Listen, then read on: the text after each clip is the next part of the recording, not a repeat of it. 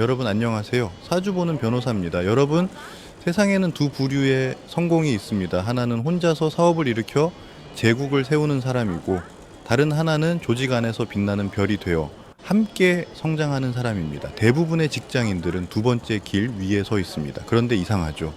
똑같이 성실하고 똑같이 야근을 하며 똑같이 노력하는데 누군가는 인정받고 승진하며 성장하는 반면 누군가는 늘 제자리 걸음입니다. 그 차이는 어디서 올까요? 저는 사법시험 합격 후 공무원으로 10여 년 직장 생활을 하고, 퇴직해서 로펌에서 다른 사람들을 고용하고, 그리고 명리학자로서 다른 사람의 사주를 분석하며 깨달은 사실이 있습니다. 직장에서 성공하는 사주는 자신의 재능이 회사라는 시스템과 완벽히 맞물려 돌아가는 사주라는 것입니다. 저는 최근에 실리콘밸리의 대표적 성장 전문가인 클레어 휴스 존슨이 저술한 스케일링 피플이라는 책을 읽었습니다. 그녀는 대기업이나 스타트업에 들어가 승진을 거듭하며 자신이 속한 조직을 최고로 만들어 놨습니다. 그녀는 직장 내에서 큰 성공을 쫓는 리더들을 위한 지침서를 만들었는데, 그것이 스케일링 피플입니다.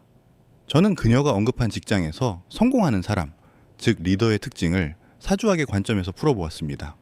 먼저 직장인의 성공의 핵심은 식신상관입니다. 그것은 회사의 엔진을 돌리는 힘입니다. 사주 명리에서 식신과 상관은 일을 만들어내는 힘, 즉 생산성과 퍼포먼스의 별입니다.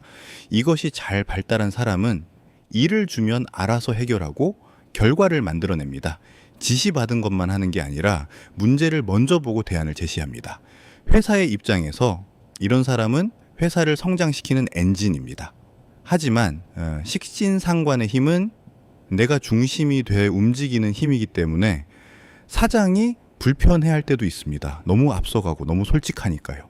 그러나 결국 조직을 발전시키는 건 이런 사람들입니다. 자율과 책임, 창의와 실행이 결합된 사람들.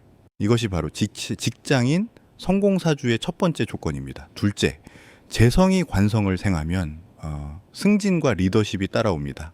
직장에서의 성공이란 결국 성과 인정, 영향력의 조합입니다.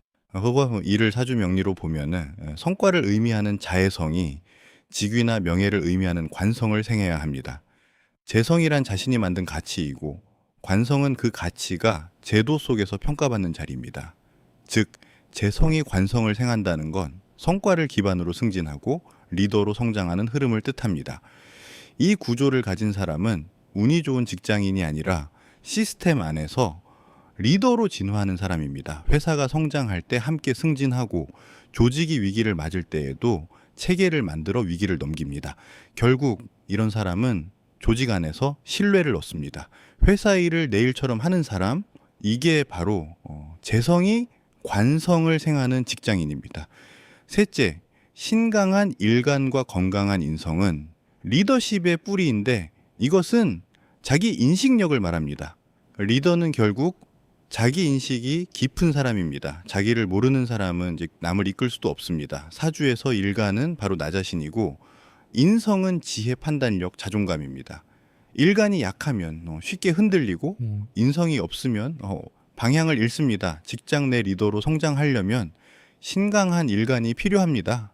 이건 기세가 세다는 뜻이 아니라 내가 무엇을 원하는지, 어떤 방식으로 일해야 하는지를 명확히 아는 사람을 뜻합니다. 그리고 인성이 이를 뒷받침해야 합니다. 인성이 강한 사람은 남의 말을 잘 듣고 배우고 자기 성찰이 빠릅니다. 결국 클레어 존슨이 말한 리더십은 자기 인식에서 시작된다는 통찰은 사주 명리로 보면 일관과 인성이 균형 잡힌 사주라는 말과 같습니다. 넷째, 리더십의 본질은 불편함을 감수하는 용기입니다. 클레어는 말했습니다. 진정한 리더는 매일 불편함을 감수해야 한다라고 말이죠. 이건 명리학적으로 보면은 상관의 에너지와 깊은 관련이 있습니다. 상관은 기존 질서에 도전하고 개선하고 새로움을 만들어내는 별입니다. 그래서 이 별이 강한 사람은 늘 불편함 속에서 성장합니다. 상관이 조화를 이루면 혁신가형 리더가 되지만, 제어되지 않으면 불만형 직원이 됩니다. 즉, 상관의 에너지를 긍정적으로 쓰면 혁신, 부정적으로 쓰면 반항이 됩니다. 조직에서 성공하는 상관형 리더는 자신의 불만을 시스템 개선으로 전환합니다. 문제를 비난하는 대신 프로세스를 바꾸는 사람입니다. 이런 사람이 바로 직장 안의 개혁가이며 회사의 성장 곡선을 가파른 J자형으로 세로 그리는 핵심 인물입니다. 다섯째, 시스템을 만드는 사람이 직장에서 성공하는 사람입니다. 클레어가 말한 스케일링 피플의 핵심은 사람을 키우는 시스템이었습니다. 이 개념은 명리학적으로는 관성과 인성의 조화로 설명됩니다. 즉, 관인상생을 의미합니다. 관성은 질서와 규칙을 만들고 인성은 그 질서에 따뜻함과 철학을 불어넣습니다. 관성이 너무 강하면 독재가 되고 인성이 없으면 조직이 피로해집니다.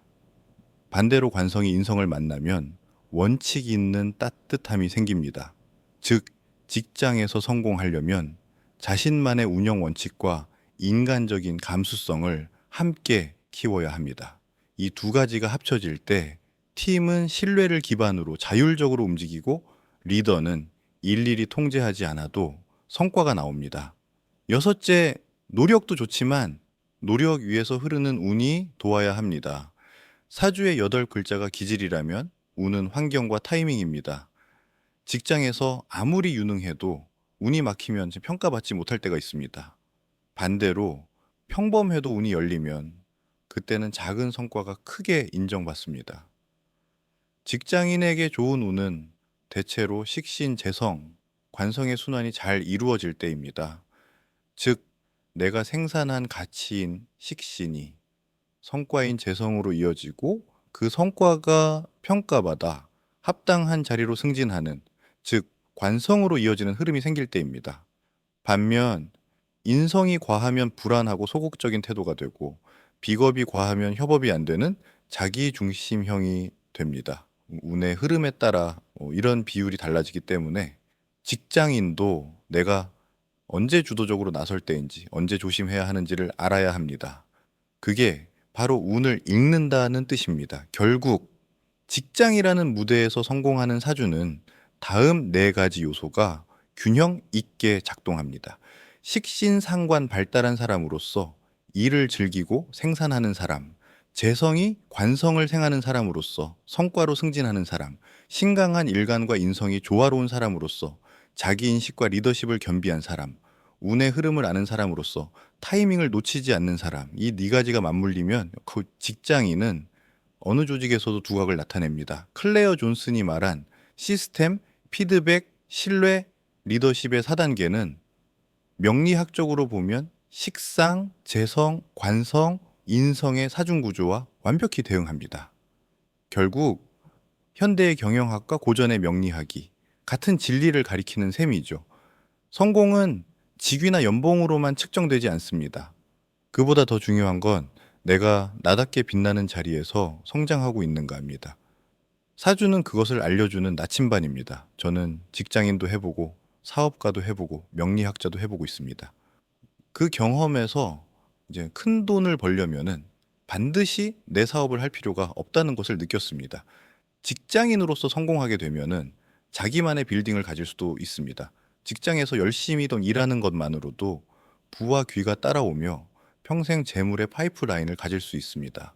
사주에 맞지 않게 사업을 벌리다가 남 좋은 일만 하고 길바닥에 낫는 사람을 수없이 많이 봤습니다.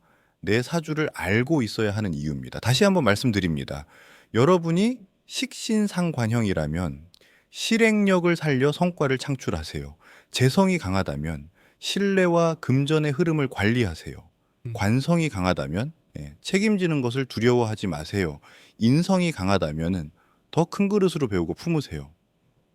리더십은 결국 사람들이 감당할 수 있는 속도로 변화를 이끄는 힘입니다. 명리학은 그 리더십의 에너지를 분석하는 가장 정밀한 도구입니다. 직장인 성공사주란 결국 운의 흐름 속에서 자기 역할을 완벽히 수행하는 사람의 사주입니다. 여러분의 사주는 회사라는 무대에서 얼마나 빛나고 있나요?